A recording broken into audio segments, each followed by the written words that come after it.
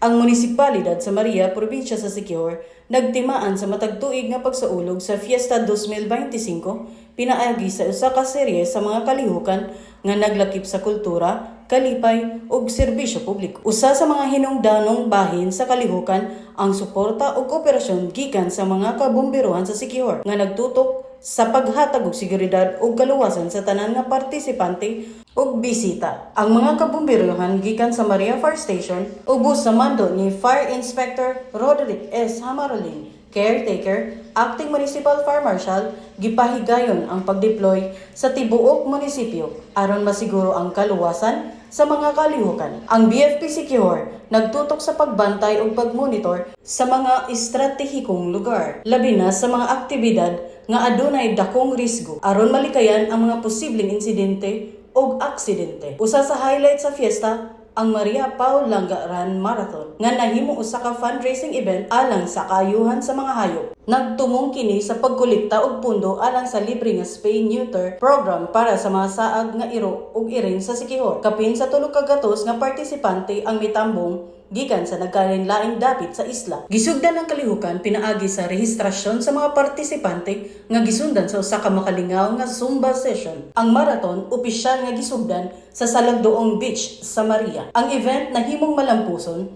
tungod sa aktibong pag-apil sa lokal nga komunidad og suporta sa local government units sa Maria. Gihimo usab ang panaghiusa sa mga partisipante ug mga voluntaryo aron mapalambo ang kahimsog sa mga hayop ug makatabang sa mas maayo nga kahimtang sa komunidad. Sa laing bahin, ang mga kabomberohan sa BFP Siquijor gipahimutang sa mga estratehikong lokasyon sa Maria Public Market Grounds alang sa kalihukan nga bangkete sa Tiangi nga nagpadayon gikan Mayo 16 hangtod 22. Ang event usa ka merkado sa mga produkto ug serbisyo gikan sa mga lokal nga mga negosyante ug mga tindahan. Ang mga fire truck, medical responders ug quick response units gideploy aron maghatag og andam nga serbisyo ug pagsusi sa mga electrical setup, mga tindahan sa pagkaon ug mga event structure aron masiguro ang kaluwasan sa tanan nga partisipante. Nagpasalamat ang mga lokal nga opisyal sa Maria ug ang publiko sa kooperasyon ug dedikasyon sa BFP Siquijor.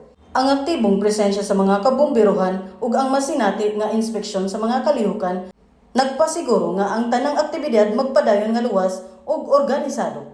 Ang BFP Siquijor nag-awhag sa komunidad nga magpabiling mabinantayon, responsable ug kooperatibo aron masiguro ang kaluwasan sa tanan, labi na sa panahon sa dagkong pagtigom ug espesyal nga mga okasyon. Pinaagi sa ilang walay puas nga pagserbisyo ug pagpaningkamot, nagpamatuod ang BFP sa ilang lig-on nga dedikasyon sa pagpaniguro nga ang tanan nga kalihukan magpadayon nga malinawon ug luwas para sa tanan. Alang sa BFP TV, madasigon alang sa kaluwasan sa publiko, kini si FO3 Luzelle Ihumawan.